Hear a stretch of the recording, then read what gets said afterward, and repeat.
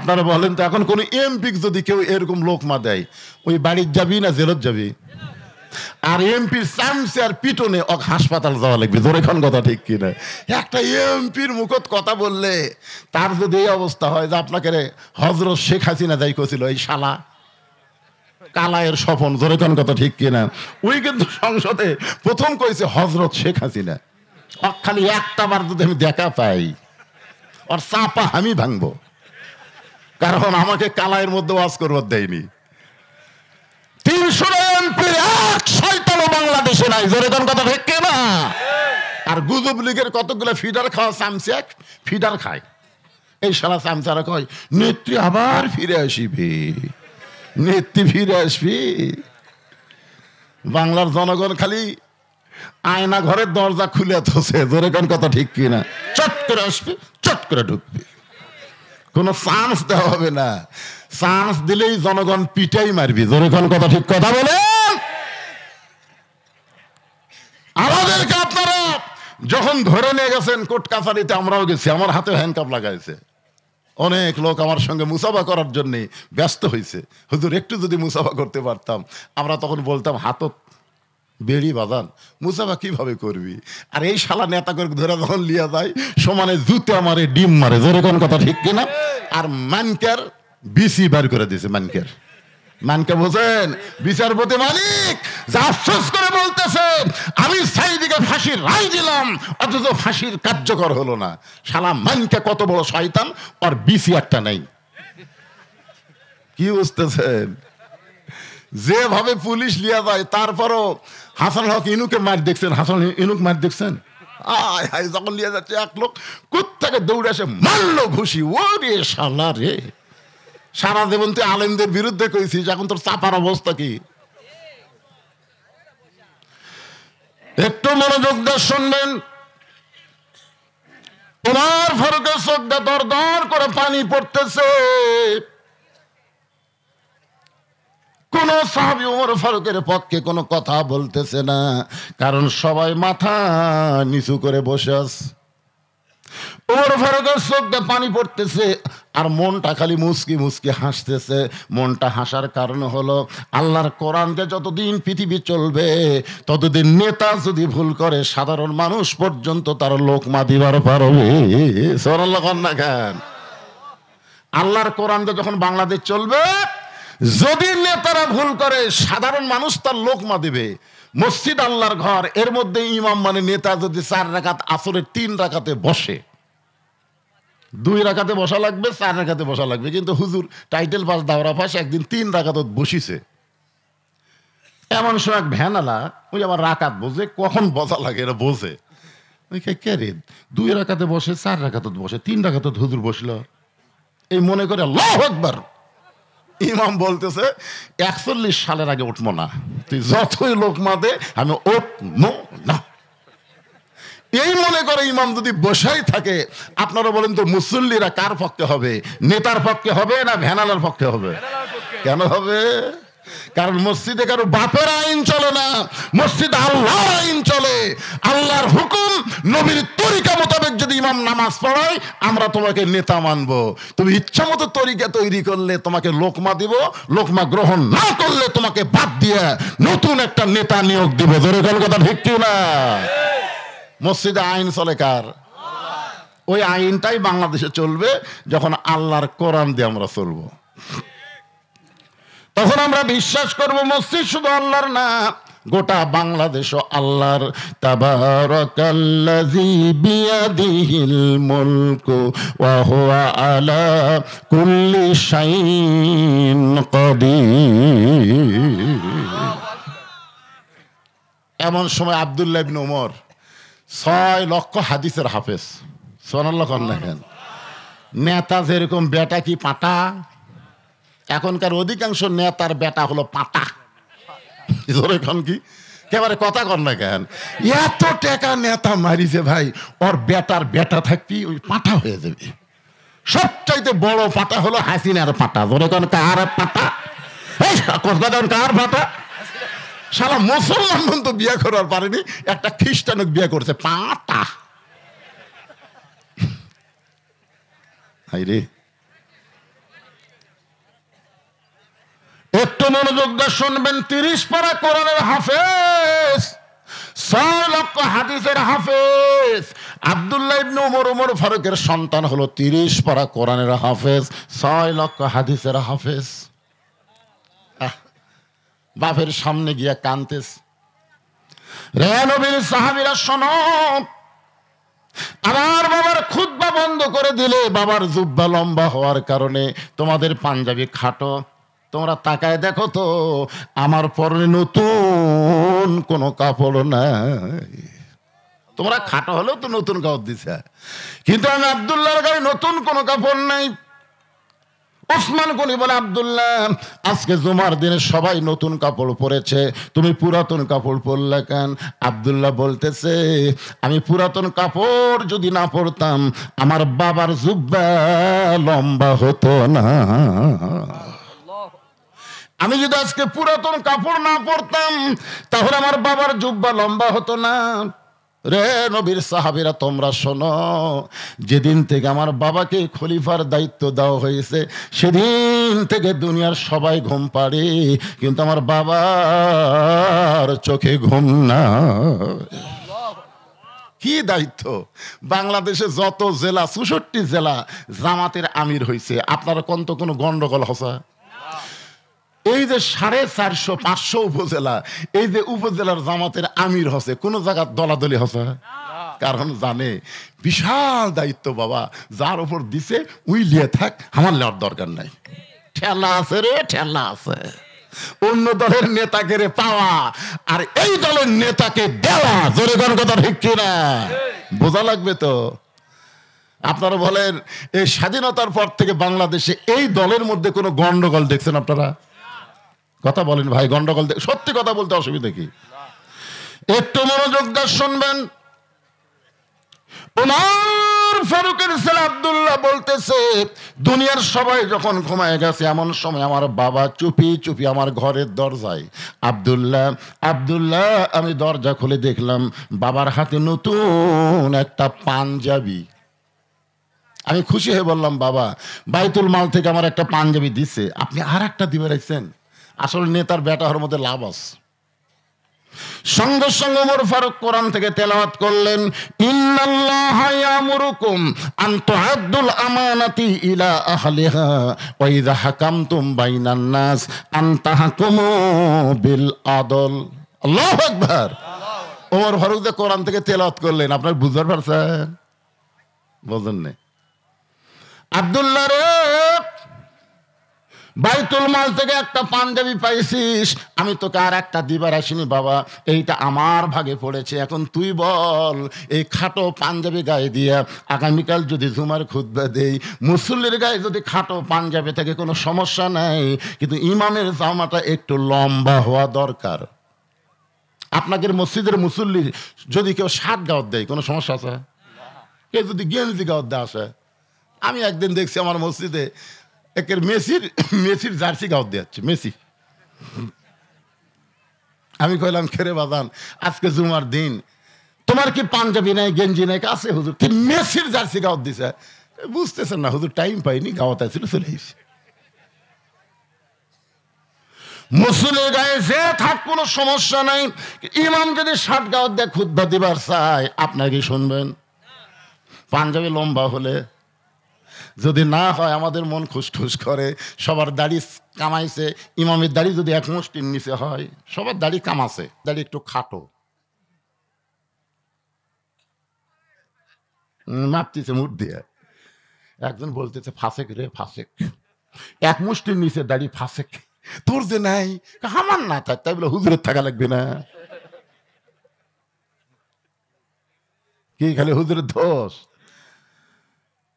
ওমর ফারুক বললেন, আব্দুল্লাহ তোর পাঞ্জাবি আমাকে দান করে দে বাবা, তোর পাঞ্জাবি আমার পাঞ্জাবি একত্র করে আমি একটা লম্বা জুব্বা বানায় খুতবা দিবার চাই। আব্দুল্লাহ বলে, গভীর রাত্রে আমার পাঞ্জাবি আমার বাবাকে দান করে দিলাম, বাবার পাঞ্জাবি আমার পাঞ্জাবি একত্র করে বাবা লম্বা জুব্বা বানায় খুতবা দেয়। এখন বলো বাবার খুতবা শোনা যায় কি না যায়? সমস্ত সাহাবীরা চিল্লায় বলে, আল্লাহর কোরআন দিয়া যখন রাষ্ট্র চলবে তখন এমন ভালো মানুষকে নেতা হিসাবে দেখা যাবে। তাহলে ভালো নেতা দেখবার গেলে কার আইন? কথা বলেন, কার আইন?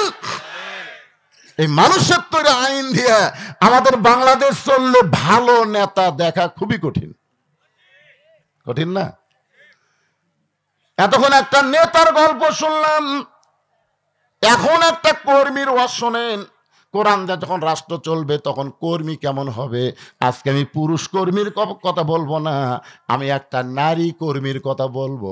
কারণ একটা মেয়ে যদি প্রকৃত নারী হয়, আল্লাহর আইন কোরআন যদি মেনে চলে, ওই নারীর পেট থেকে যে সন্তান হবে, ওই সন্তান আগামীর দিনে ভারতের বিরুদ্ধে গজওয়াতুল হিন্দের মুজাহিদ হবে। তোর এখন কথা ঠিক কি না? এখনকার ছেলেরা তো খালি তাকায় তাকায়, কি দেখতেছে? পুলিশ দেখতেছে, র্যাব দেখতেছে। আর আগামী যে সন্তান আসবে, র্যাব পুলিশের দিকে তাকাবে না, ওরা আল্লাহর দিকে তাকায় থাকবে। জোরের কথা ঠিক কি না? তো একটা ভালো মায়ের দরকার আছে না নাই? এখন যেগুলো মা সামান্য একটু পেটের ব্যথা হলি উরে বাবারে মারে কই কান্দে, স্বামী কই কি হয়েছে গো? কই প্রসব বেদনা মনে হয় উঠতেছে। কই তোমার বাচ্চা হতে এখনো 2 মাস বাকি, আগে থাকায় দিছি থাকি। তার মানে ওই সিজার করবি। জোরে কোন কি করে? আয় আপনার মাও সিজার করছে? মানে হামও সিজার করা লয়, ওটাও লয়। আমরা কিন্তু ছোট থেকে একটা গান শুনছি, কি বলবো প্রসবের কথা, মা বিনে সেই ব্যথা কেউ তো বুঝিবে না। মাজন ঠেকিয়া সন্তানের দায়, অকালে মা মারা যায়, কেন সে মায়ের ভক্তি করবা না? এমন দরদি ভবে কেউ হবে না আমার মা গো। আর এখনকার মায়েরা সামান্য ব্যথা উঠলি কি করবি? কথা কন না কেন? কি করবে? সিজার করার বাচ্চারা কোনোদিন ভালো বাচ্চা হয় না, কারণ জন্মের আগেই এদের জন্ম হয়, জন্মের আগেই জন্ম। নর্মালি বাচ্চা হবে 2 দিন পর। জোরে কোন কয়দিন?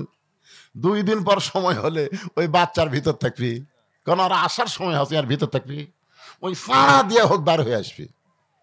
কিন্তু যখন ঘুম পাড়তেছে তখনই ডাক্তারের কাছে গেছে, ডাক্তার বলতেছে নড়াচড়া করতেছে না, পানি টানিও শুকে গেছে, কি করবেন ভাই, একটু কাত হয়েও আছে। তখন সন্তানের বাপ বলতেছে, না আমার কলজার টুকরা বউকে আমি বিপদের মধ্যে ফালাবো না, কাটেন। সে কাটা দেখে ওই ঘুমের মধ্যে আছে। আর এক ডাক্তারকে ডাক দেখায়, ভাই পেট তো কাটনো রে, ই তো ঘুম পাড়তেছে, পাও ধরে বের কর। পেট কাটা পাও ধরে বের করে এইরকম একটা ঘুরেন দেয়, সঙ্গে সঙ্গে ওই বাচ্চার মাথার ঝাঁকি লেগে কান্দা ওঠে। এই যে মাথার ঝাঁকি খেলো, এই ঝাঁকি খাওয়ার কারণে ওই মোবাইল ছাড়া ভাত খায় না, মোবাইল ছাড়ার কান্না থামে না। জোরে কোন কথা ঠিক কিনা? আপনারা কি মনে করতেছেন যে বাচ্চা মোবাইল ছাড়া কান্না থামে না, মোবাইল ছাড়া ভাত খায় না, এই বাচ্চা কোনোদিন ইসলামী আন্দোলনের কর্মী হতে পারে না? জোরে কোন কথা ঠিক কিনা? এই যে কি মালি হবি ভবিষ্যতে ভাই। ভারত বাংলাদেশ যখন যুদ্ধ লাগবে, আমাদের বাংলাদেশের শতকরা 100 জন আওয়ামী লীগ, যুবলীগ, ছাত্রলীগ ওরা ভারতের পক্ষে যাবে। জোরে কথা কন না কেন? কারণ আল্লামা সাইদি হুজুর কি বলেছে, এমন একটা দিন আসবে গাছের গোড়া নাড়া দিবে আর দিল্লির মামু বাড়ি গিয়ে পড়বে। জোরে কথা ঠিক কিনা? কারণ এই দলের মামু বাড়ি হলো দিল্লি। বুঝতে পারতেছেন না? হ্যাঁ, আল্লাহ রাসূল বলেছেন গজওয়াতুল হিন্দ, এমন একটা মুসলমানের যুদ্ধ হবে, সেই যুদ্ধে হিন্দু আর মুসলমানের যুদ্ধ চলবে, ওই যুদ্ধে মুসলমানের জীবন যাবে কিন্তু মুসলমান পরাজিত হবে না। জোরে কান সুবহানাল্লাহ। আমাদের সামনে সেই দিন আসতেছে ভাইজান। আমি পরশুদিন বলেছি, ওয়াজটা আমার ফেসবুকেও গেছে, ইউটিউবে গেছে। আমি ডক্টর ইউনূসকে বলেছি যে যাদের বয়স 20 থেকে 30 তাদেরকে 3 মাসের ট্রেনিং দেন, আর্মির ট্রেনিং দেন। সেই সমস্ত যুবকদেরকে নিয়ে এসে 3 মাস আর্মির ট্রেনিং দিয়ে ছেড়ে দেন। আমাদের হাতে ট্রেনিং থাকলে লাঠি দিয়া ঝাঁটা দিয়ে ওই শালা মারওয়ানের বাচ্চাদের আমরা সাইজ করবো। জোরে কথা বলেন। আমার এই ওয়াজ শোনার পরে অনেক ভারতের লোকরা চিন্তা করতেছে, না রে কি মনে করতেছেন? আল্লাহর বান্দার একটু মনোযোগ দিয়ে শুনবেন। কোরআন দিয়ে রাষ্ট্র চললে নেতা কেমন হবে আপনারা বুঝতে পারলেন, এখন কর্মী কেমন হবে। আমি একটা নারী কর্মীর বলার পিছনে কারণ হলো আমার অনেকগুলো মা বোনেরা পর্দার মধ্যে বসে আছে, ধরে কোন ঠিক কিনা, একটু মনোযোগ দিয়ে শুনবেন। আব্দুল কাদের জিলানী রহমতুল্লাহ আলাইহি জান্নাতুল বাকি জিয়ারত করতেছেন। মদিনার সবচাইতে বড় গোরস্থানকে বলা হয় জান্নাতুল বাকি। হজ করছেন কোন সালে বলেন? 17 সালে আমার বাপ জানো হজ করছে, আমি গেছিলাম 11 সালে। রাসূলুল্লাহ পাশের সবচাইতে বড় গোরস্থান, তার নাম হলো জান্নাতুল বাকি। যে জান্নাতুল বাকির মধ্যে কম পক্ষে 10,000 সাহাবী ঘুম পাড়তেছে। সুবহানাল্লাহ, জোরে কর না কেন? 10,000 সাহাবী। আমাদের বাংলাদেশে ঘোড়া সার মাজার, লেদা সার মাজার। তা আমি চিন্তা করলাম যে এই লেদা শাকে, তো বলছে যে হুজুর আল্লাহর ওলি যে ঘোড়া চলে যাচ্ছিল ওই ঘোড়া এটি লাদিছে, এই লাতকে সুন্দর করে ঢাকা দিছে, অলির ঘোড়ার লাত, এর নাম হচ্ছে লেদা শাহ। আর 1-2 কিলো গেলে দেখবেন ঘোড়া শাহ, মানে ওই ঘোড়া যেটি মরিছে পুঁতে থসে ওটা হচ্ছে ঘোড়া শাহ। হাইরে বাংলাদেশ, যে দেশে সাহাবীদের কোনো কবর নাই, ভণ্ডদের কবরকে আল্লাহর ওলি বানাইছে। ধরে কোন কথা ঠিক কি না ভাইজান? 10,000 সাহাবী ঘুম পাড়তেছে, ওই জান্নাতুল বাকি জিয়ারত করতেছেন আব্দুল কাদের জিলানী রহমতুল্লাহ আলাইহি। পিছন দিক থেকে মুরিদ বলতেছে হুজুর আপনি চোখ বন্ধ করলে গোটা পৃথিবীর খবর বলতে পারেন, একটু চোখ বন্ধ করে দেখেন তো এই জান্নাতুল বাকির কোন জায়গায় মা ফাতেমার কবর। হুজুর আপনি একটু দেখেন কোন জায়গায় মা ফাতেমার কবর, আপনি খালি বলে দিবেন আমরা মা ফাতেমার কবর জিয়ারত করব। আব্দুল কাদের জিলানী ছোট বাচ্চার মতন কান্না শুরু করে দিলেন। মুরিদরা বলে হুজুর কান্দেন কেন? বলে কান্দার কারণ হলো চোখ বন্ধ করলে খালি দুনিয়ার খবর আমি জানি না, আল্লাহ পাক আমাকে এমন যোগ্যতা দান করেছে, জালিকা ফাদলুল্লাহি ইউতিহি মান ইয়াশা। আল্লাহ তাআলা এমন একটা যোগ্যতা আমাকে দান করেছে, আমি চোখ বন্ধ করলে আল্লাহর আরশ পর্যন্ত দেখতে পাই। চোখ বন্ধ করলে আল্লাহর আরশ দেখি, কিন্তু জান্নাতুল বাকির কোন জায়গায় ফাতেমার কবর আমি আব্দুল কাদের জিলানী কোনোদিন বলতে পারবো না। শুধু আমি না, কিয়ামত পর্যন্ত পৃথিবীর এমন কোন মহিষী নারীর ফাতেমার খবর কেউ বলতে পারবে না। সমস্ত মুরিদ বলে হুজুর মা ফাতেমা জান্নাতুল বাকির মধ্যে আছে, কিন্তু কোন জায়গায় তার কবর এইটা কেন বলতে পারবে না। আব্দুল কাদের জিলানী বললেন ফাতেমা হইল জহুরা। ফাতেমা কি? জোরে কন। একজন নারী কর্মীর ওয়াজ আপনাদের শোনাইতেছি, যেই মেয়েকে বলেছেন আল্লাহর নবী মা ফাতেমা তুমি কখনো মনে করবে না তোমার বাবা বিশ্ব নবী বলে আল্লাহ তোমাকে জান্নাত দিবে। ও ফাতেমা তুমি নবীর মেয়ে হইছো বলে আল্লাহ তোমাকে জান্নাত দিবে। ফাতেমা বলতেছে বাবা এতদিন তো আশাই করেছিলাম আমার বাবা হলো বিশ্ব নবী, বিশ্ব নবীর মেয়ে হওয়ার কারণে আল্লাহ আমাকে খাতির করে জান্নাত দিবে। রাসূল বলে ফাতেমা জান্নাতে যদি যাবার চাও কোরআনের কর্মী হয়ে জান্নাতে যাওয়া লাগবে। জোরে কর না সুবহানাল্লাহ। নবীর মেয়ে হিসাবে আল্লাহ তোমাকে জান্নাত দিবে না। ফাতেমা বললেন বাবা তাহলে কি আমল করা লাগবে? আল্লাহ নবী বললেন ফাতেমা মাত্র 4টা আমল করলে আল্লাহ তোমাকে 8টা জান্নাত দান করে দিবে। আমার মায়েরা যারা পর্দার অন্তরালে একটু মনোযোগ দিয়ে শোনেন। সমস্ত মুরিদ বলতেছে পীর সাহেবকে আব্দুল কাদের জিলানীকে হুজুর এই জহুরা মানে কি? আপনি তো বললেন ফাতেমা তো জোহরা, এই ফাতেমা জোহরা মানে কি? আব্দুল কাদের জিলানী বললেন তাহলে শোনো, হযরত আলী এশার নামাজ পড়ার পরে বাড়িতে আইছে। কোন নামাজ? বাড়িতে আসার পরে দেখে ঘর সুন্দর করে সাজায় রাখছে, হাসান হোসেনকে সুন্দর করে সাজায় দিছে, এমনকি ফাতেমা সুন্দরী সাইদা গুইদা বসে আছে। হযরত আলী ঘরের মধ্যে ঢুকে আল্লাহর প্রশংসা শুরু করলেন। পুরুষ মানুষ বাহির থেকে যখন ঘরের মধ্যে আসবে, আসার পরে যদি ঘর সুন্দর দেখে আপনি বলেন তো পুরুষের মনে শান্তি বাড়ে না কমে? জোরে বলেন বাড়ে না কমে? পুরুষ ঘরে থাকবে না কিন্তু মাঝে মধ্যে ঘরে আসবে, আসার পরে দেখবে ঘরটা সুন্দর, বউটাও সুন্দরী, হাসান হোসেন সুন্দর। এইটা দেখার পরে হযরত আলী যখন আল্লাহর শুকরিয়া আদায় করে, এমন সময় ফাতেমা হাসান হোসেনকে কাছে ডাকতে বলে, বাবু তোমরা দুই ভাই একটু অন্য ঘরে যাও, তোমার বাবার সঙ্গে আমার গোপন কিছু গল্প আছে। যেই ফাতেমা বলতেছে, বাবু তোমরা দুই ভাই একটু অন্য ঘরে যাও, তোমার বাবার সঙ্গে আমার গোপন কিছু গল্প আছে, হাসান মুস্কি মুস্কি হাসতেছে। হোসেন বলে, ভাইজান মা কি কইলো, আপনি কেন হাসতেছেন? তখন হাসানের বয়স হলো 5.5 বছর। জোরে কোন কয় বছর? 5.5 বছরের বাচ্চা বুঝবার পারছে মা সুন্দরী সাইজা গুইজা বসে আছে, আর বাবা যখন ঘরের মধ্যে ঢুকলো, আমাদেরকে যখন অন্য ঘরে পাঠাচ্ছে, তাহলে বুঝতে হবে এই মুহূর্তে বাপ আর মা প্রেম নিবেদন করবে। জোরে কোন কি করবে? আল্লাহ রাসূল বলেছেন, রে দুনিয়ার পুরুষরা শোনো, তোমাদের সন্তান যদি 3-4 বছর বয়সের হয়, ওই সন্তান ঘরের মধ্যে যদি চেতন থাকে, সন্তান চেতন থাকা অবস্থায় তোমার বউকে তুমি আদর করতে পারবা না। কারণ 2-3 বছরের সন্তান বুঝবার পারে, দেখবার পারে। তুমি যদি সন্তানের সামনে বউকে আদর করো, সন্তান বাইরে গিয়ে বলতে পারে আমার বাবা মাকে চাইবা ধরছিল। এজন্য সন্তানের সামনে নিজের হালাল বউকেও আদর করার সুযোগ কখন থেকে? যখন সন্তানের বয়স 2 বছর পর হয়ে যাবে। কারণ 2 বছর বাচ্চার আগে সন্তানের মেমোরি থাকে না, ধারণ ক্ষমতা থাকে না।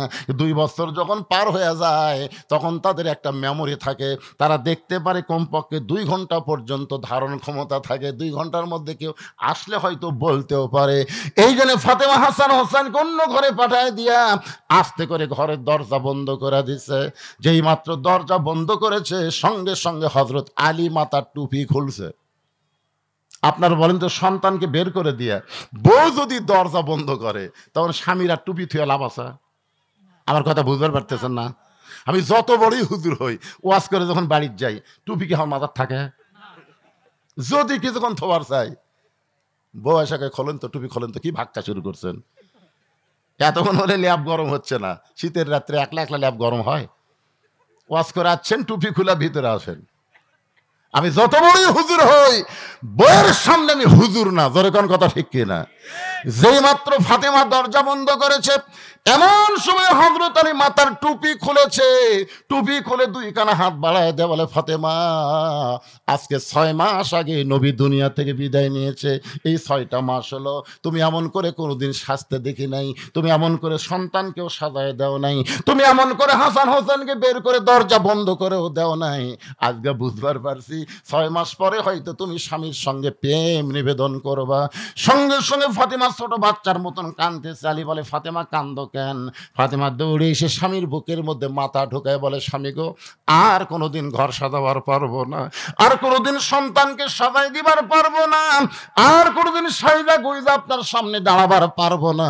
কারণ আজকে গভীর রাত্রে ফাতেমার মৃত্যু হবে। যেই মাত্র কইছে গভীর রাত্রে ফাতেমার মৃত্যু হবে, গাছের গোড়া কাটলে গাছটা যেমন ঠাস করে পড়ে যায়, হযরত আলী তেমনি পড়ে গেলেন ঘরের মাঝায়।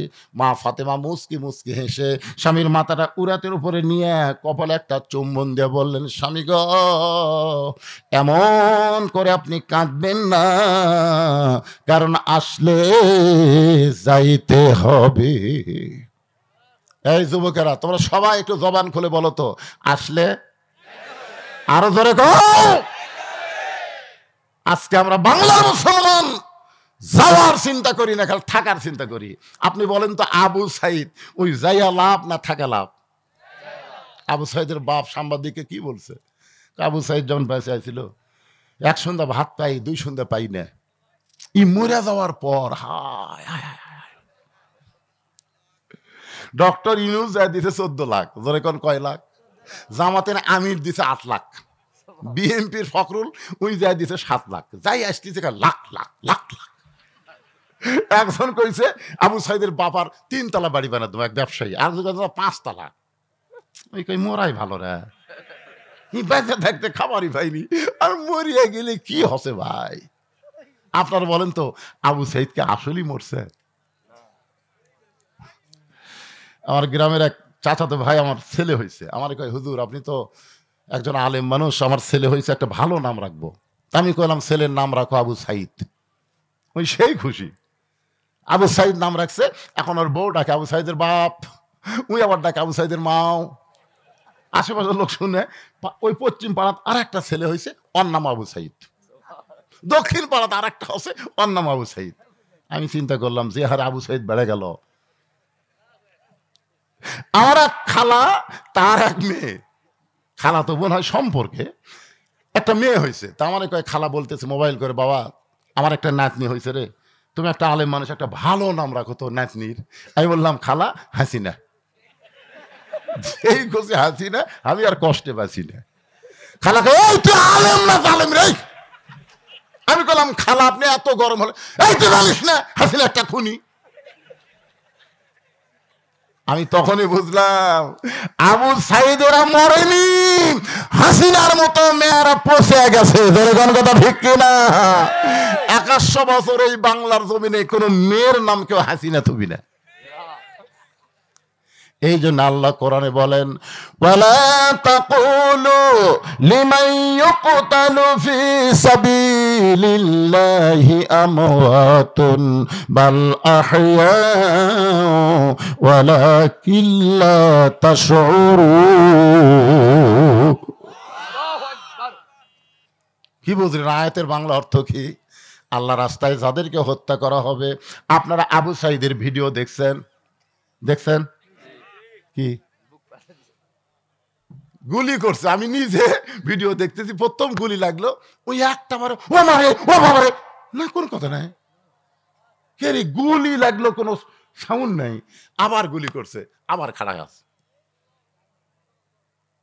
ডক্টর ইউনূসের আবার জাতিসংঘ দেখাচ্ছে ওর মরার ভিডিওটা, মানে পরে আবার যখন গুলি করলো, তারপরে আবু সাইদ পিছন দিকে একটু আসলো, কিন্তু বসলো না, কোনো সাউন্ড নাই, কোনো কান্নাকাটি নাই, কি গুলি লাগতেছে, কান্দে না, কারণ কি রে? পরে বন্ধু বান্ধব সেজন ধরলো, তারপরে ওই পড়লো। আমার মনে পড়লো মীর কাসেম আলীর কথা। জামাত ইসলাম একজন নেতা মীর কাসেম আলী, ওনার ফাঁসি হবে রাত 12টার সময়। ধরে কোন কয়টার সময়? 9:30টার সময়। একজনকে বলতেছে ভাই আমার ফাঁসি কখন হবে? কয় রাত 12টায়। কয় তাহলে তো এখনো টাইম আছে, আমি একটু ঘুম পাড়ি, 8 ঘন্টা আগে আমাকে ডাক দিও। ওই লোক কয়খানি পাগলা না মানুষরা, রাত 12টায় ফাঁসি হবি, কয় 9:30 বাজে, এখন 2.5 ঘন্টা সময় আছে, আমি 2 ঘন্টা ঘুম পাড়ি, ভাই 8 ঘন্টা আগে আমাকে ডাক দিও।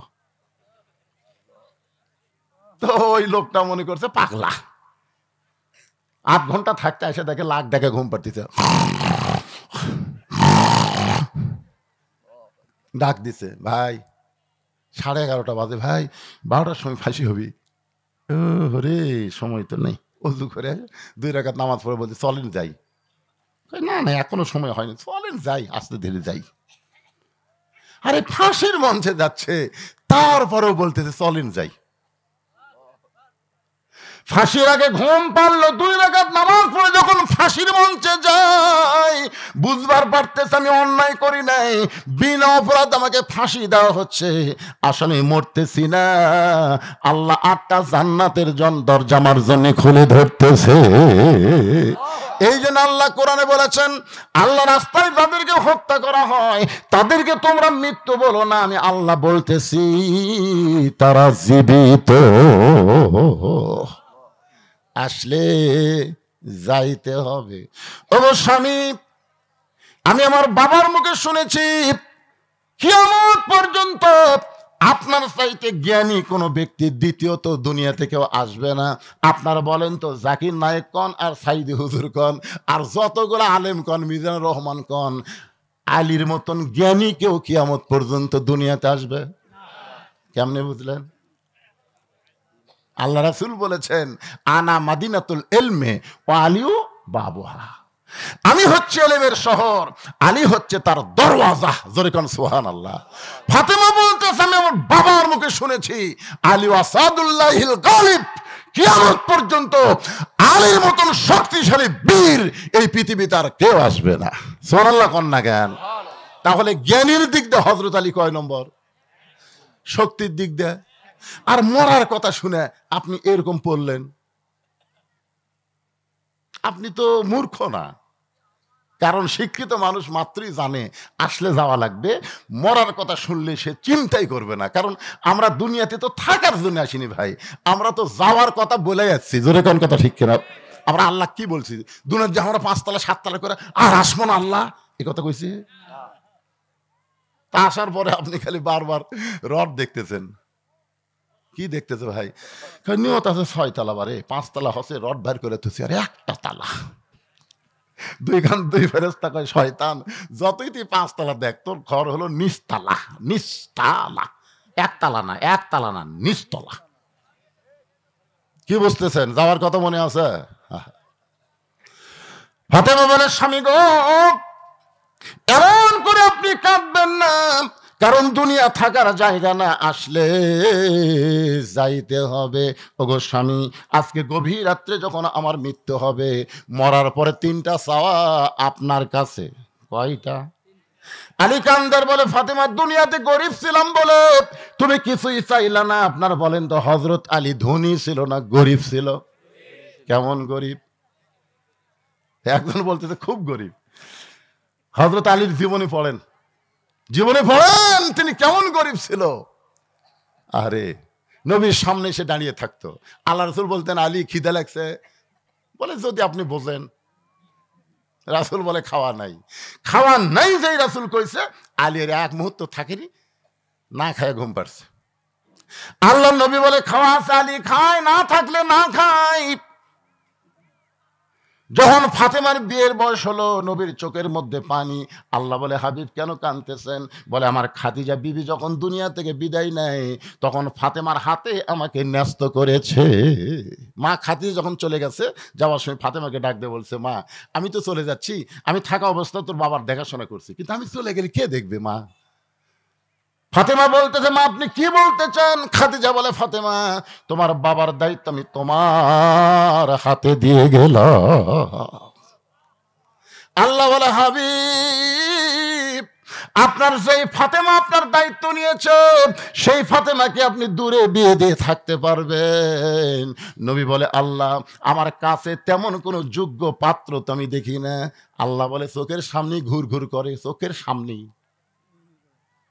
নবী কয় কে রে, আমার চোখের সামনে কে ঘরে রে?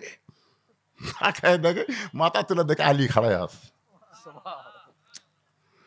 রাসূল কয় আল্লাহ কাল গরিব কেউ নাই রে।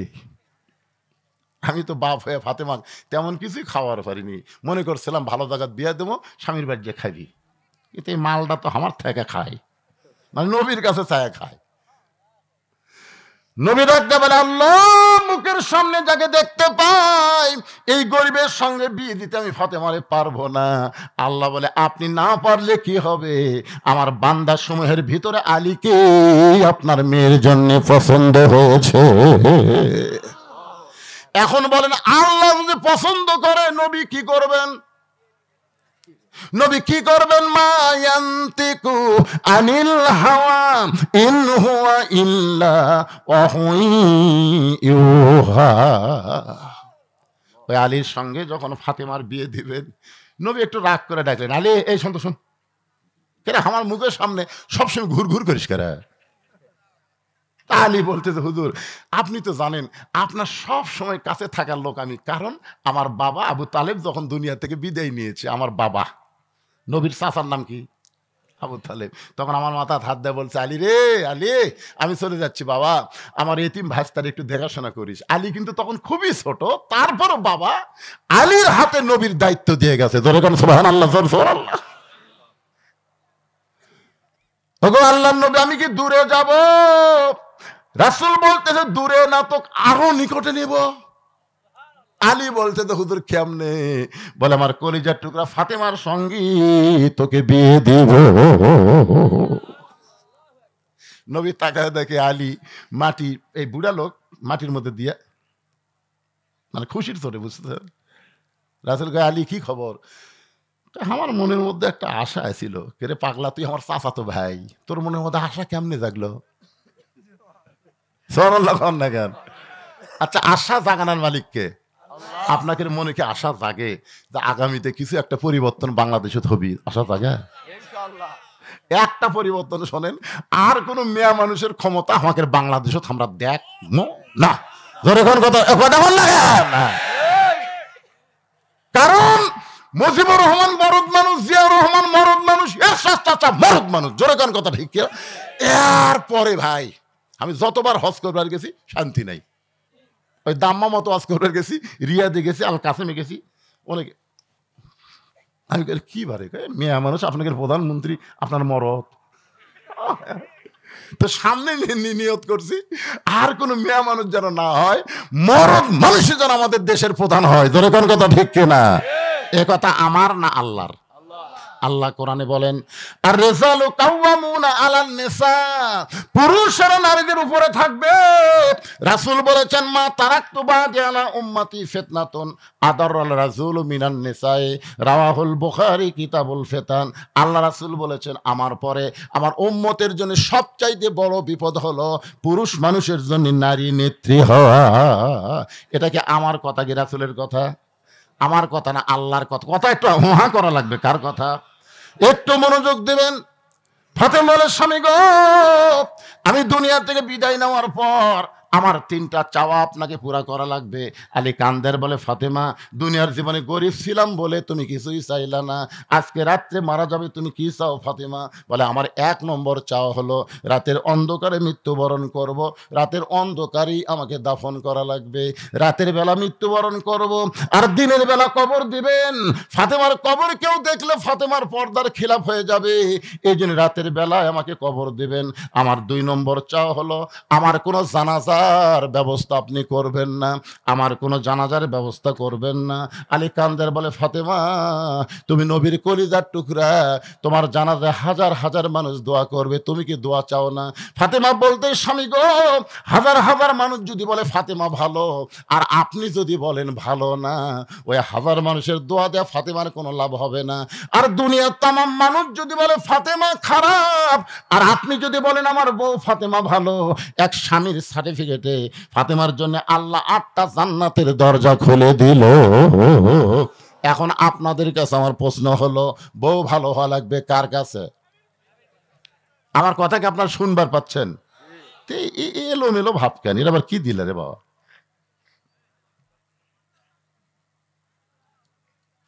আচ্ছা আচ্ছা আচ্ছা, ঠিক আছে। মসজিদের ভিত্তি স্থাপন করা হবে।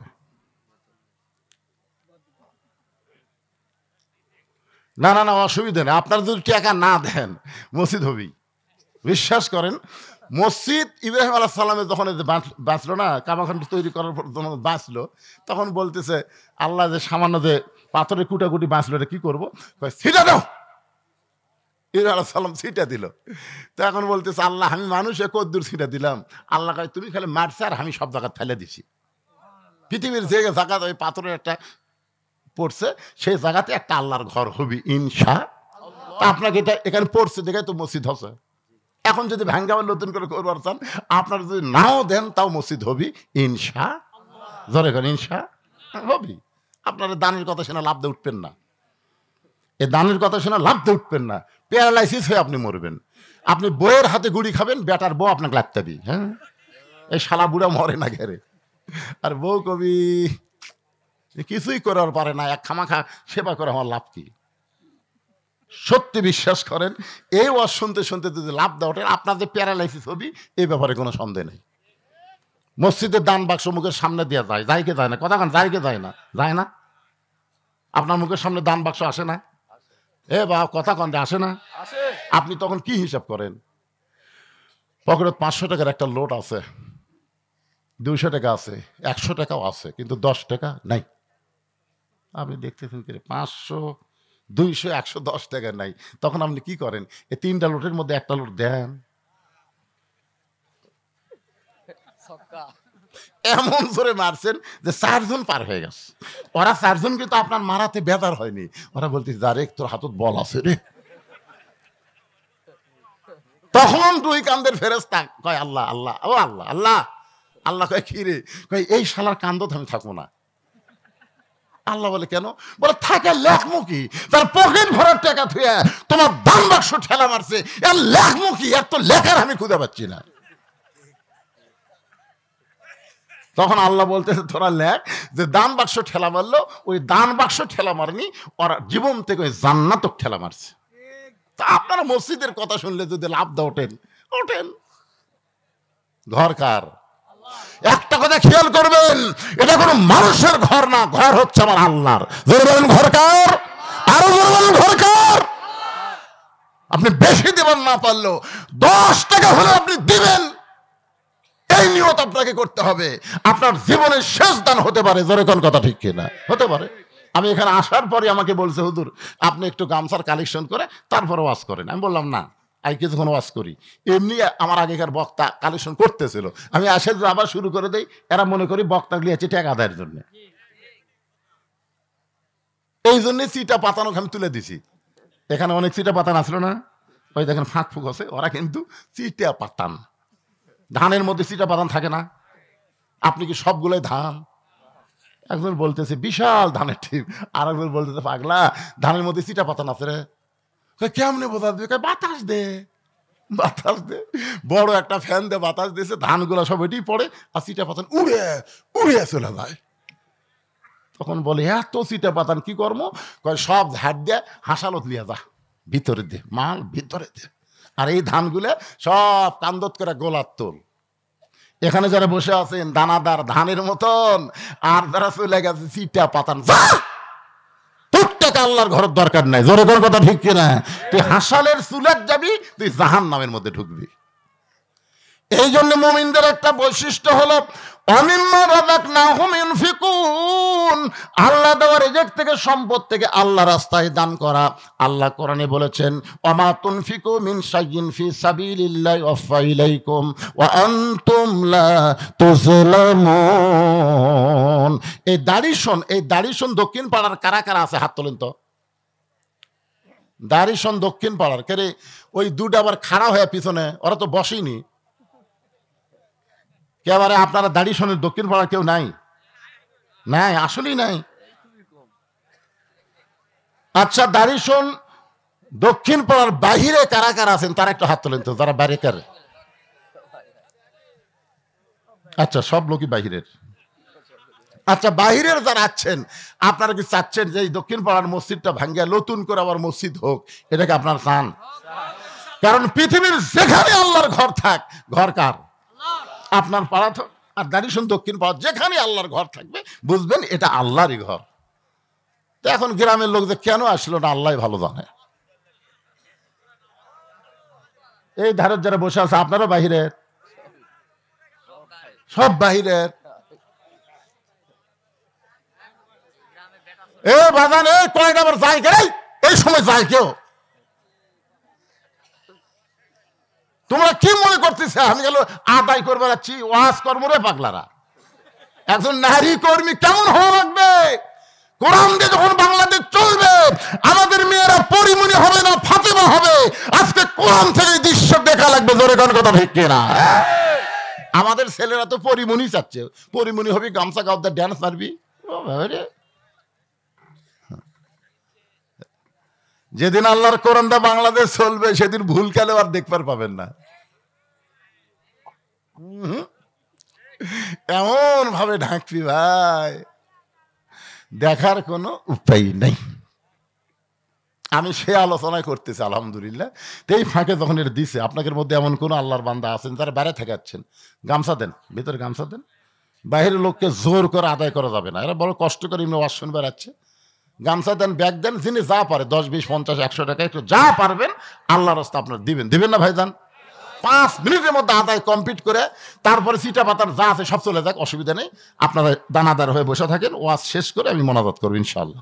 দেন এই ব্যাগলা নামিসা কেরা আদায় করার লোক দাঁড়িয়ে শোন নাই। নামো বাগানের, নামো নামো। হ্যাঁ দেন, সবাই বার করেন যার যেমন সাধ্য হয়। কেউ যদি মনে করেন জীবনের শেষ দান আর হয়তো দান করার সুযোগ আমার হবে না, 500 দেন, 1000 দেন, 100 দেন, যাই যা পারেন আল্লাহর রাস্তায় দান করবেন। আর কেউ যদি বাকি দেন, আল্লাহর মসজিদের ভিত্তি নতুন করে স্থাপন হবে। কেউ যদি মনে করেন হুজুর আমার বাড়ি অন্য পাড়ায় হলে কি হবে, আমি দারিশন দক্ষিণ পাড়ার মসজিদে 10 বস্তা সিমেন্ট দিব, 2000 টাকা দিব, 5 বস্তা সিমেন্ট দিব, 2 বস্তা সিমেন্ট দিব, তাহলে এখানে লেখা দিবার পারবেন।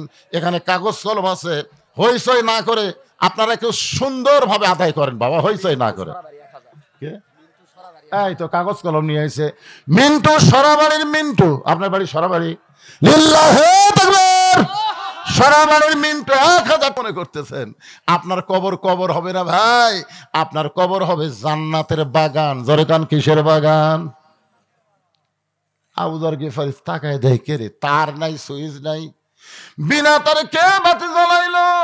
বাতির নিচে গিয়ে দেখে বাতির আলো গোলাকার হয়ে পড়ে নাই, বাতির আলো 4 কোণা হয়ে পড়ছে। 4 কোণা বোঝেন? আলো কিন্তু এটা গোলাকার, যেখানে আলো পড়ছে গোলাকার হয়ে পড়ছে, কিন্তু ওই বাতির আলো 4 কোণা। ওই 4 কোণার মধ্যে আবু যর গিফারি কোদাল দিয়ে কবর খুঁড়তেছেন আর বলতেছেন, কবর রে তুই কি বলতে পারিস দিনের বেলা কবর না খুঁড়ে এই গভীর রাত্রে কেন কবর খুঁড়তেছিস?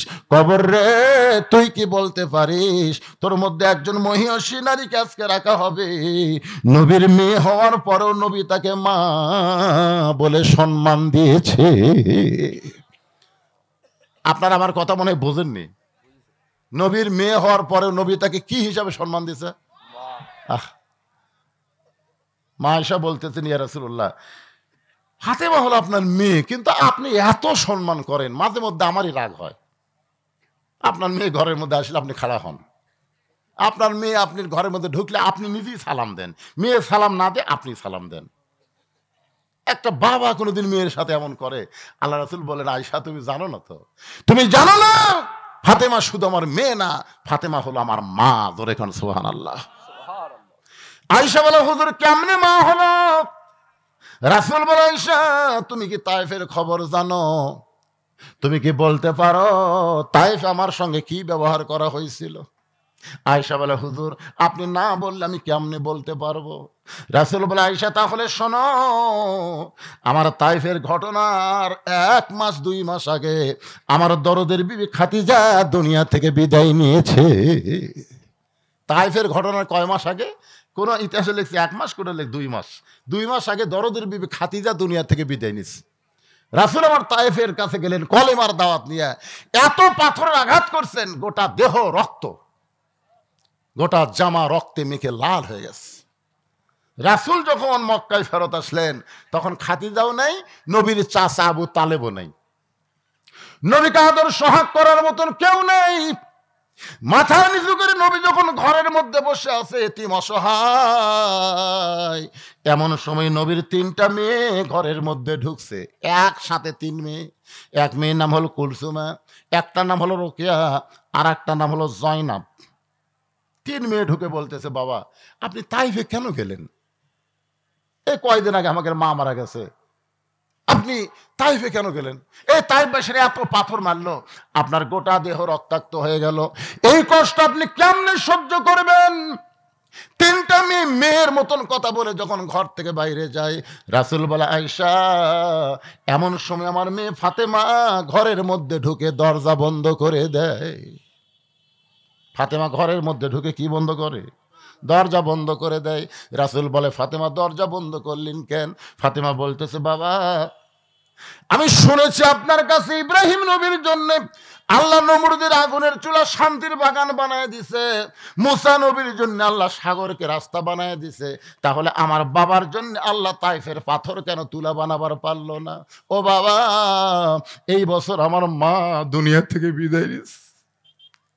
বাবা আপনার গোটা দেহে রক্ত, যদি আল্লাহর বাবা তাইফে যাইতো, তাইফবাসীরা যদি আল্লাহর বাবাকে পাথর মারতো, আপনি বলেন তো বাবা আল্লাহর কেমন লাগতো? আল্লাহর বাবা নাই, এই জন্য বাবার কষ্ট আল্লাহ বুঝবার পারে না, কিন্তু ফাতেমার বাবা আছে, এই কারণে ফাতেমা বুঝবার পারছে কত কষ্ট। বাবা বাবা গো, শিশুকালে মহিলা গেছে মা, গর্ভে থাকতে মরছে পিতায় আপনি চোখে দেখলেন না, কে করিবে লালন পালন, কে দিবে সান্ত্বনা, এই দুনিয়ার বড় এতিম নবী ছিলেন একজনা। ফাতেমা ঘরের দরজা খুলে বাইরে যায়। রাসূল বলে, আয়েশা রে, আমি মনে করেছি আমার ফাতেমা পাগলি হয়ে গেছে। আমি তাকায় দেখি বারান্দার উনানে পানি গরম করতেছে, জয়তুনের তেল গরম করে আবার ঘরের মধ্যে ঢুকে দরজা বন্ধ করে দেয়। আমি বললাম, ফাতেমা তুই আবার কেন দরজা বন্ধ করলি মা? ফাতেমা বলে, বাবা সন্তান যখন বড় হবে ওই সন্তানকে গোসল করাতে গেলে দরজা খোলা রাখা চলবে না। আল্লাহ নবী বলেন, আয়েশা রে, ফাতেমা দরজা বন্ধ করে আমার মাথাখানা তার উরাতের উপরে শয়া দিয়ে আমার গায়ের পাঞ্জাবি জুব্বা খুলে যত জায়গায় তায়েফবাসী পাথর মারছে, যত জায়গায় রক্ত বের হয়ে গেছে, ওই নরম কাপড় পানির মধ্যে চুবড়াইয়া চুবড়াইয়া আমার গোটা দেহ পরিষ্কার করে ওই ফাতেমার নরম আঙ্গুলের মধ্যে গরম জয়তুনের তেল নিয়ে যখন ক্ষতস্থানে মালিশ করে দেয়, আয়েশা রে, আমি নবী কখন যেন ছোট বাচ্চার মতন ফাতেমার উরাতকে বালিশ বানায় ঘুমায় গেছি। ওই ঘুমের ঘরে স্বপ্নে দেখি আমার মামেনা আমার শিওরের পাশে দাঁড়ায় কাঁদতেছে। এত বছর পরে মামিনারে দেখে আমি আর নবী না আয়েশা, আমি একজন হতভাগ্য ছেলে মার হাত ধরে বললাম, মা আইছেন যখন আর আপনাকে যাবার দিব না। আমার স্বপ্নকে বাস্তব মনে করে মা আমিনার হাতটা যখন চাইপা ধরছি, এমন সময় ফাতেমা আমার কপালে চুমা খায়, ফাতেমার চোখের পানি আমার চোখের মধ্যে ঢুকে আমার ঘুমটা ভাঙ্গা যায়। আমি রাসূল বললাম, ফাতেমা এইভাবে তুই কেন কাঁদতেছিস মা? ফাতেমা বলে, বাবা আপনি মনে হয় স্বপ্ন দেখছেন বাবা, স্বপ্নে মা বলে আমার হাতটা চাইপা ধরছেন, এই যে দেখেন বাবা এখন পর্যন্ত আমার হাতটা তো আপনি ধরে আছেন, ছাড়েন নাই। নবী কান্দের বলে, ফাতেমা রে, স্বপ্নে যদি তোর হাত মা বলে চাইপা ধরি তাহলে তুই শোনে নে, তুই শুধু আমার মেয়ে না, তোর চেহারার মধ্যে ফুটে উঠেছে আমার মা আমিনা। আবু যর গিফারি বলে, খবরদার বেয়াদবি করিস না, তোর মধ্যে এমন একজন মাকে রাখা হবে যার দুইটা সন্তান জান্নাতি যুবকদের সর্দার হবে। আপনার বলেন তো, ফাতেমার যে দুইটা সন্তান জান্নাতি যুবকদের সর্দার হবে, ইমাম সাহেবকে আপনাদের শোনাই না? শোনাই। প্রত্যেক জুমার দিন সানি খুতবায় বলে না এদিকের ইমাম, সাইদুস শাবাবে আহলুল জান্নাহ হাসান ও হুসাইন রাদিয়াল্লাহু তাআলা আনহুমা। এ যুবকের, এই তোমরাই বলো জান্নাতি যুবকদের সর্দার কে হবে, হাসান হোসাইন না মেসি নেইমার? আজকে অধিকাংশ যুবকেরা রাত 3টা পর্যন্ত মেসির খেলা দেখে, আর সালাতো খায়রুন নাম শোনার সাথে সাথে উই আর চেতন নাই। মসজিদের কালেকশন, মসজিদের উন্নয়ন, 2-4টা বুড়া মানুষ মসজিদে গিয়ে নামাজ পড়লে হবে না, যুবকদেরকে নামাজি হওয়া লাগবে। যখন কথা ঠিকের কথা বলেন, কারণ একমাত্র নামাজই পারে, একমাত্র নামাজ। ইন্না সালাতা তানহা আনিল ফাহশাই ওয়াল মুনকার, একমাত্র নামাজই পারে মানুষকে যাবতীয় খারাপি থেকে বাঁচাই দিতে। আপনারা বলেন তো, বুড়ার হাতে মোবাইল না যুবকের হাতে মোবাইল?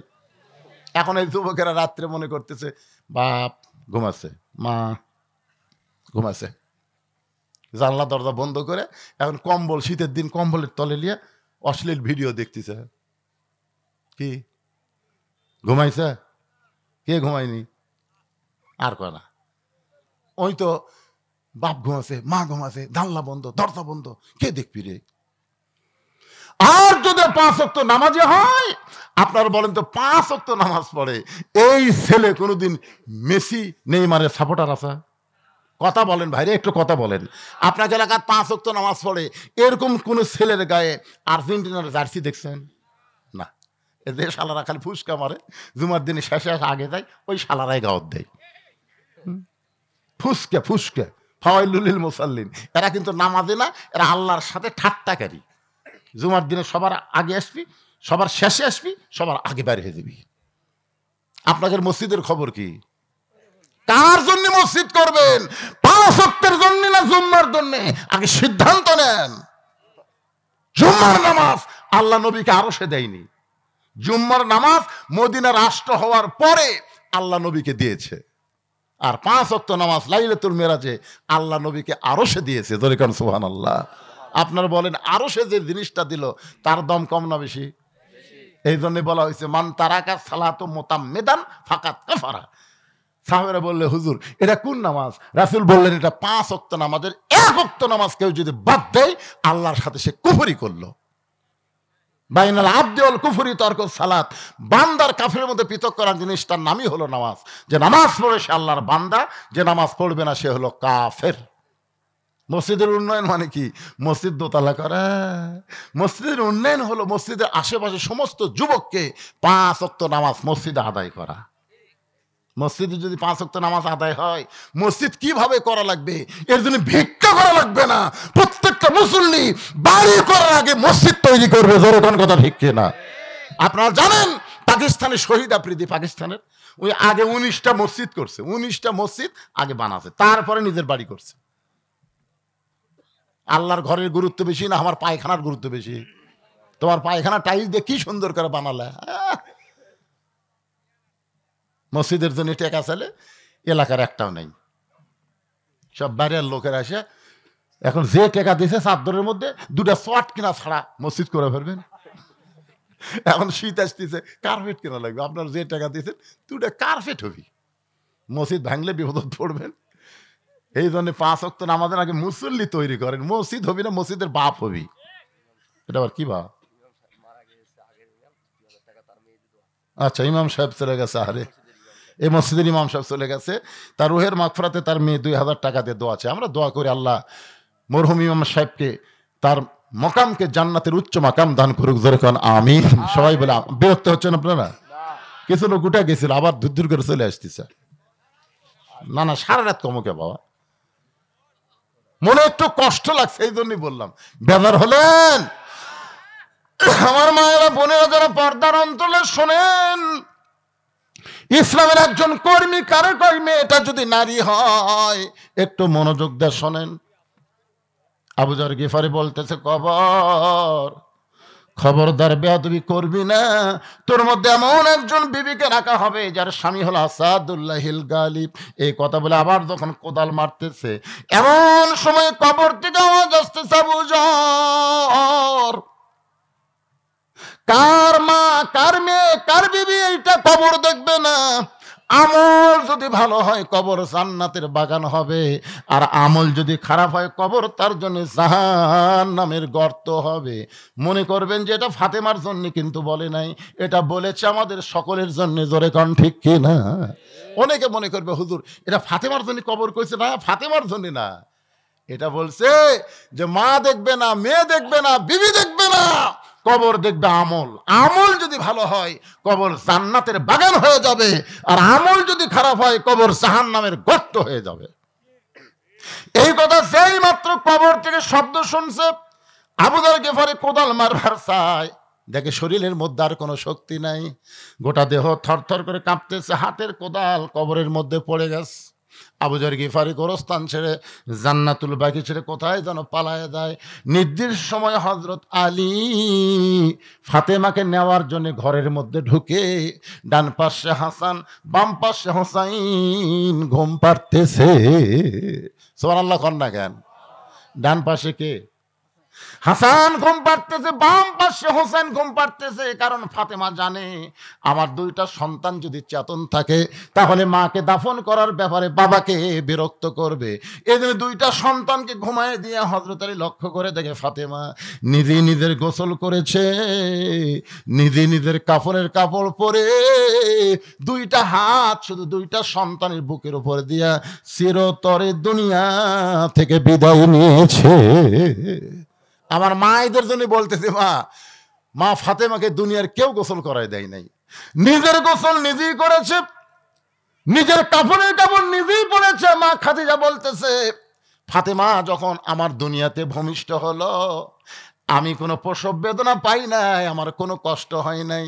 ফাতেমা আসার পরে তাকায় দেখি বিবি ফাতেমা দুইটা হাত দিয়া তার নিজের ইজ্জত পর্যন্ত ঢেকে ধরেছে। আমি মা হইয়াও কোনোদিন ফাতেমার ইজ্জত দেখতে পারি নাই। জোরে বললে সুবহানাল্লাহ।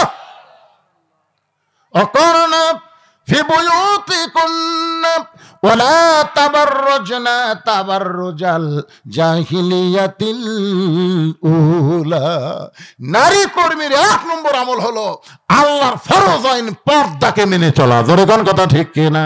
পর্দা যদি না থাকে মা, আপনি যতই নামাজ পড়েন, রোজা করেন, একটা ইবাদত আল্লাহর দরবারে কবুল হবে না। এক নম্বর নারী কর্মীর আমল হলো পর্দা। জোরে বলেন নাম কি? হযরত আলী ফাতেমাকে কাঁধে করে নিয়ে ওই জান্নাতুল বাকির পূর্ব কোণায় গেছে। আবু যর ফাতেমার কবর ত্যাগ কর। মনে করতেছে আবু যর যদি থাকে তাহলে ফাতেমার কবরের কথা বলতে পারবে, কিন্তু আল্লাহ তাআলা আবু যরকে পাগল বানায়া আগেই ফাতেমার কবর থেকে খেদা দিছে।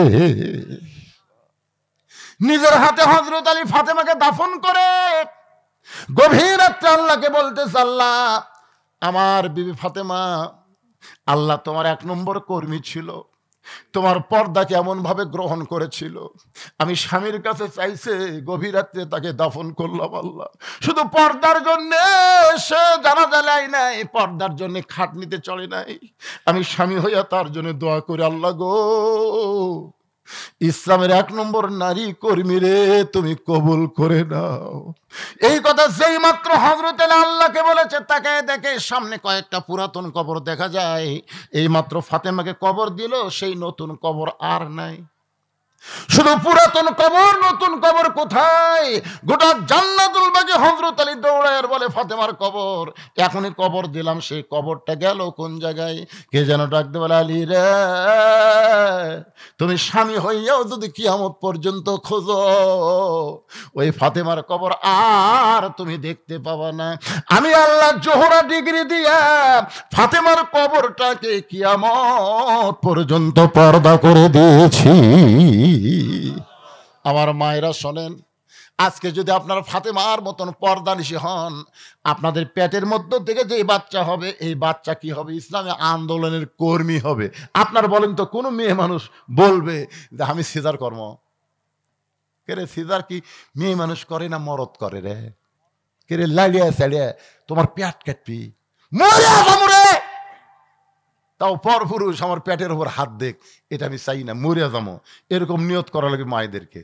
আল্লাহ তাআলা আগেকার দাদি নানি একটাও সিজার করা লাগেনি, বাচ্চা হয়নি। কথা কর না কেন? আর এখনকার মরদ গাছে শোনেন, আমি তিনটা কথা বলি। এক নম্বর কথা হলো, বাংলাদেশের কোনো ডাক্তার তার বউ সিজার করে না। আমার এলাকার যত ডাক্তার, ভালো ডাক্তার, এবার পল্লী ডাক্তারের কথা আমি বলতেছি না, ভালো doctor, MBBS doctor, FCBS doctor, FRCS doctor, কোনো তাদের সন্তান সিজার করা হয়নি। কারণ ডাক্তার বলে সিজার করলে সন্তানেরও ক্ষতি, মায়েরও ক্ষতি। এদিন ডাক্তারের বউয়ের সিজার লাগে না। পীরের বউ কোনোদিন মুরিদ হয় না, কথাটা খেয়াল করবেন। পীরের বউ কোনোদিন মুরিদ হয় না, কারণ বউ জানে আমার পীর এক নম্বর লুচ্চা, মাঝে মধ্যে মুরিদের বউয়ের দিকে চোখ মারে। আর একটা কথা শোনেন, মৌলবীর বাড়িতে কোনোদিন মিলাদ হবি না, মৌলানার বাড়িতে কিন্তু মিলাদ হয় না, এরা পরের বাড়িতে পড়ায়, নিজের বাড়িতে হয় না। তাহলে আমি কয়টা কথা বললাম? এক নম্বর হলো ডাক্তারের বউয়ের সিজার লাগে না, দুই নম্বর পীরের বউ মুরিদ হয় না, আর মৌলবীর বাড়িতে মিলাদ লাগে না।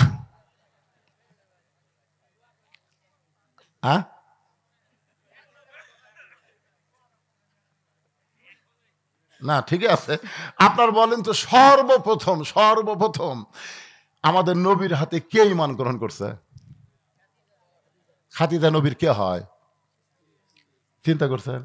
পীরের হাতে বউ মুরিদ হয় না, আর নবীর হাতে সর্বপ্রথম বউ কলমা পড়ল। এই জন্য পীর ধরবেন না নবী ধরবেন? পীরের মধ্যে গোঁজামিল আছে ভাই, কিন্তু নবীর মধ্যে কোনো গোঁজামিল নাই। এই জন্য আল্লাহ বলেছেন আতিউল্লাহ আতিউর রাসূল। আল্লাহকে যদি পাইতে চাও, নবী ছাড়া পাওয়ার কোনো রাস্তা নাই। যেরকম কথা ঠিক কিনা? দেখেন আয়াতটা খেয়াল করেন, ও আতিউ উলিল আমরি মিনকুম, তা কিন্তু আল্লাহ বলেনি। আল্লাহ বলেছে আতিউল্লাহ ওয়া আতিউর রাসূল, এরপর আল্লাহ বলেছেন উলিল আমরি মিনকুম, অউলিল আমরি মিনকুম, আল্লাহর আনুগত্য করো, নবীর অনুসরণ করো, আর তোমাদের আমিরকে মানো কতক্ষণ? যতক্ষণ তোমাদের আমির নেতা পীর নবীর তরিকার মধ্যে থাকবে। নবীর তরিকা বাদ দিয়ে পীর যদি আলাদা তরিকা বানায় তাহলে বুঝবা ওটা ভণ্ড। জোরে কোন ওটা কি? আরো জোরে, জোরসে বলুন। এই আপনারা ইমামকে কতক্ষণ মানবেন? ইমাম যতক্ষণ নবীর তরিকা মোতাবেক নামাজ পড়ায়। ইমাম যদি 4 রাকাত 3 রাকাত করে মানবেন? পীরকে কতক্ষণ মানবেন? পীর যতক্ষণ নবীর তরিকার মধ্যে আছে। নবীর তরিকা বাদ দেওয়া আলাদা তরিকা বানাচ্ছে।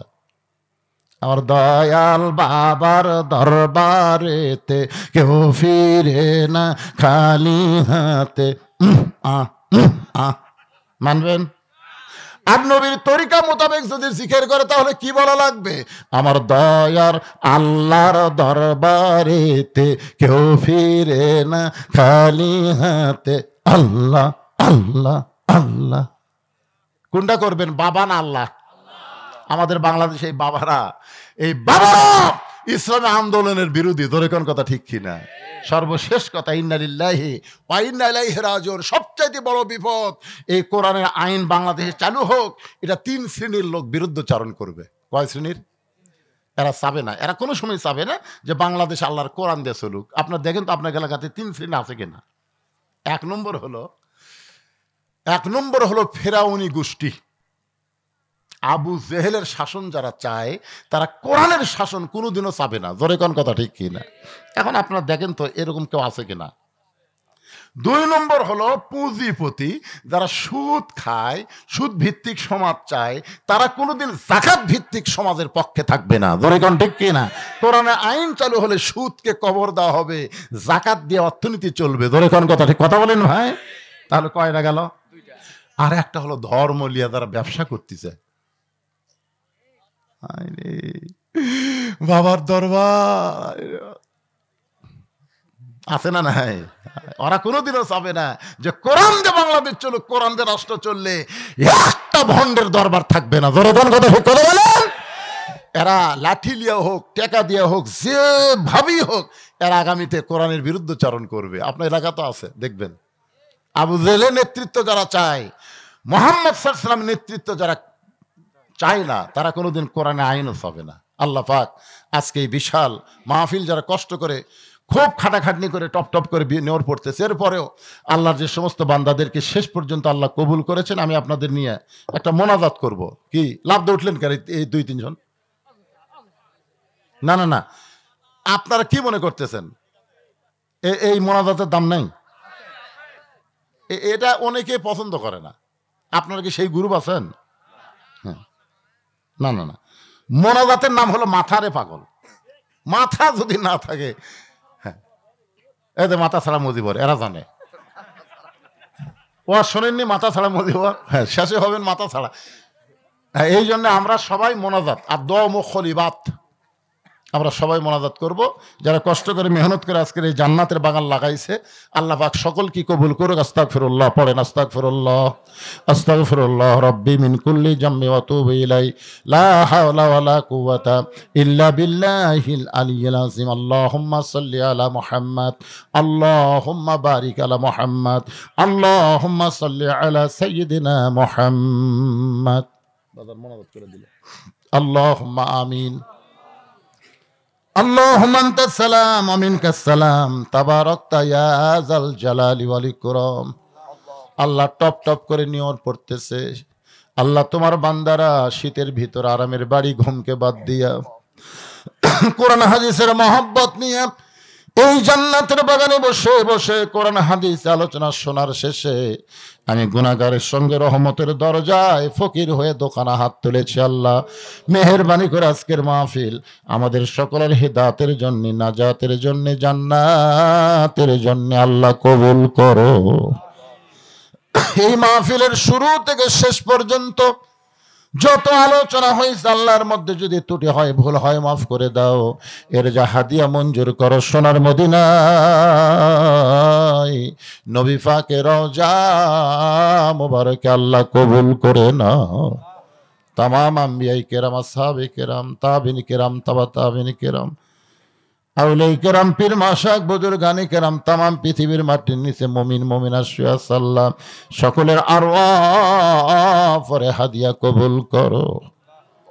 মাবুদ, আমরা যারা হাত তুলেছি, আমাদের জনম দুঃখনী মা, মা যাদের কবরে গেছে আল্লাহ, মেহেরবানি করে মায়ের কবর জান্নাতের টুকরা বানায়া দাও।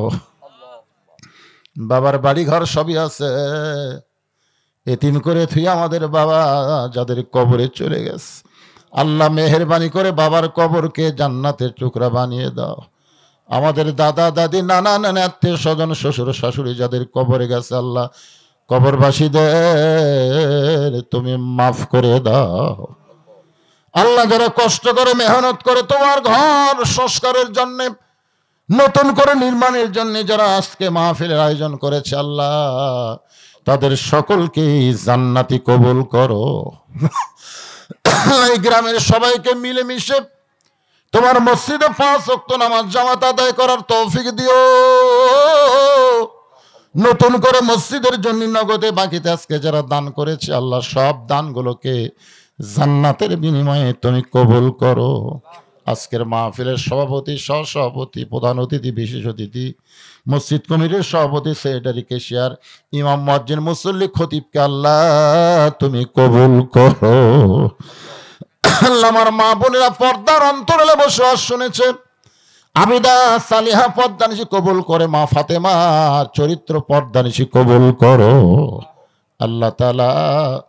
যে কোরআন এত সুন্দর ভালো লাগে, এত শুনতে এত ভালো লাগে, সে কোরআনের সমাজ আগামীতে বাংলাদেশে আমরা যেন দেখতে পারি, সে তৌফিক আল্লাহ তুমি আমাদেরকে দান করো। আসার সময় একজন বলেছে, হুজুর আমি বিয়ে শাদী করছি, অনেকদিন হয়ে গেল, আমার বাচ্চা কাচ্চা হয় না, একটু দোয়া করবেন। আল্লাহ আমরা দোয়া করি, আল্লাহ মায়ের কোলে একটা সন্তান দিও, বাবার অন্তরে আল্লাহ বাচ্চা দিয়ে তুমি শান্তি দিও। অসুস্থ যারা আছে আল্লাহ, আমি অসুস্থ, আমার মতো অসুস্থ অবস্থায় হাত তুলেছে আল্লাহ, সুস্থতার নিয়ামত দান করো আল্লাহ। যুবকদেরকে 5 ওয়াক্ত নামাজ জামাত আদায় করার তৌফিক দিও। আলেম ওলামা অনেকে হাত তুলেছে আল্লাহ, যার 2 হাত পছন্দ করো সেই 2 হাতের উসিলায় আজকের মাহফিল কবুল করো। 1 মিনিট শুধু খেয়াল করেন, কত মানুষের জানাজার নামাজ আমরা পড়েছি, এই 2 হাত দিয়া কত কবরে আমরা মাটি দিয়েছি। আমরা মরে যাব, আমরা সবাই মরে যাব। যেদিন আমাদের মৃত্যু হবে, দিনটা যেন জুমার দিন হয়, মাসটা যেন রমজান মাস হয়, ইমানের সাথে ইজ্জতের সাথে দুনিয়া থেকে বিদায় নেওয়ার সময় আমাদের জবানে তুমি জারি করে দিও, লা ইলাহা ইল্লাল্লাহু মুহাম্মাদুর রাসূলুল্লাহ সাল্লাল্লাহু আলাইহি সাল্লাম। আসসালামু আলাইকুম ওয়া রাহমাতুল্লাহি ওয়া বারাকাতুহু।